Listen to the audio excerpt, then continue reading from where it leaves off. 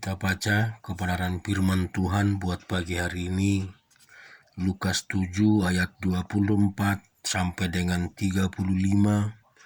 Setelah suruhan Yohanes itu pergi, mulailah Yesus berbicara kepada orang banyak itu tentang Yohanes, untuk apakah kamu pergi ke padang gurun, melihat bulu yang digoyangkan angin kian kemari? Atau untuk apakah kamu pergi melihat orang yang berpakaian halus, orang yang berpakaian indah dan yang hidup mewah, tempat di istana raja? Jadi untuk apakah kamu pergi melihat nabi benar? Dan aku berkata kepadamu, bahkan lebih daripada nabi, karena tentang dia ada tertulis, lihatlah, aku akan menyuruh utusanku mendahului engkau, ia akan mempersiapkan jalan untukmu di hadapanmu. Aku berkata kepadamu, di antara mereka yang dilahirkan oleh perempuan, tidak ada seorang pun yang lebih besar daripada Yohanes, namun yang terkecil adalah kerajaan Allah lebih besar daripadanya. Suruhlah orang banyak yang mendengar perkataannya, termasuk para pemungut cukai, mengakui kebenaran Allah, karena mereka telah memberi diri dibaptis oleh Yohanes. Tetapi orang-orang Farisi dan ahli-ahli Taurat menolak maksud Allah terhadap diri mereka, karena mereka tidak mau dibaptis oleh Yohanes. Kata Yesus, dengan apakah akan kuumpamakan orang-orang dari angkatan ini, dan dengan apakah mereka itu sama? Mereka itu seumpama anak-anak yang duduk di pasar dan yang saling menyerukan, kami meniup seruling bagimu, tetapi kamu tidak menari. Kami menyanyikan kidung duka, tetapi kamu tidak menangis. Karena Yohanes Pembaptis datang, ia tidak makan roti dan tidak minum anggur, dan kamu berkata, ia kerasukan setan.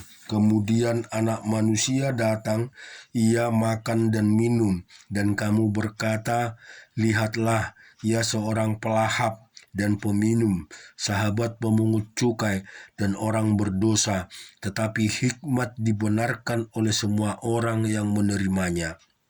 Di Mazmur 69 ayat 1 sampai 14.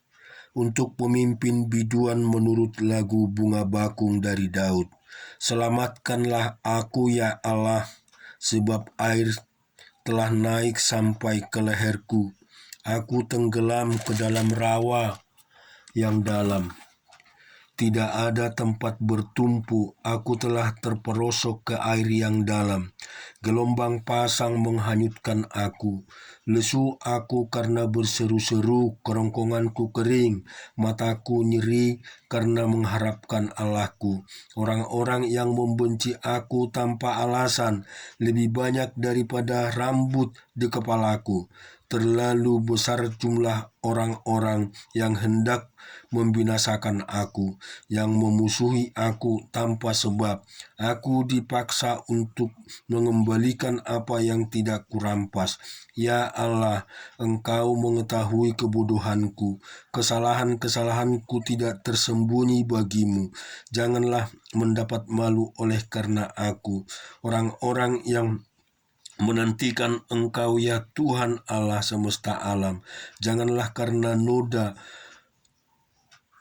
oleh karena aku. Orang-orang yang mencari Engkau ya Allah Israel, sebab oleh karena Engkaulah aku menanggung cela, noda meliputi mukaku. Aku telah menjadi orang luar bagi saudara-saudaraku, orang-orang asing bagi anak-anak ibuku.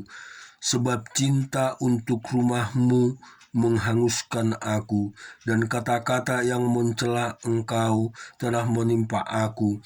Aku meremukkan diriku dengan berpuasa, tetapi itu pun menjadi celah bagiku. Aku membuat kain kabung menjadi pakaianku. Aku menjadi sindiran bagi mereka. Aku menjadi buah bibir orang-orang yang duduk di pintu gerbang dengan kecapi. Peminum-peminum menyanyi tentang aku, tetapi aku berdoa kepadamu ya Tuhan. Pada waktu Engkau berkenan ya Allah, demi kasih setiamu yang besar, jawablah aku dan pertolonganmu yang setia. Amin. Puji Tuhan, Allah kita, Allah yang luar biasa. Dia selalu memberikan kelegaan kepada kehidupan kita. Dia selalu memberikan hiburan bagi kita ketika kita selalu berseru dan berserah, meminta pertolongan dari Allah. Percaya bahwa Tuhan itu Allah yang mau mengerti kehidupan kita semua. Allah yang begitu luar biasa menuntun setiap langkah kita dimanapun kita berada. Tuhan memberkati kita semua. Amin.